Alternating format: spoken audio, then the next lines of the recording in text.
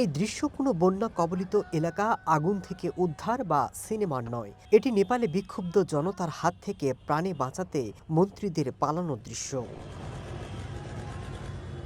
নেপালে সরকার পতনের পর যখন মন্ত্রীদের বাড়িঘর জ্বালিয়ে দিচ্ছিল বিক্ষুব্ধ জনতা, তখন সেনাবাহিনীর হেলিকপ্টার থেকে ফেলা দড়ি আঁকড়ে ধরে এভাবে ঝুলতে ঝুলতে পালিয়ে যান কয়েকজন মন্ত্রী।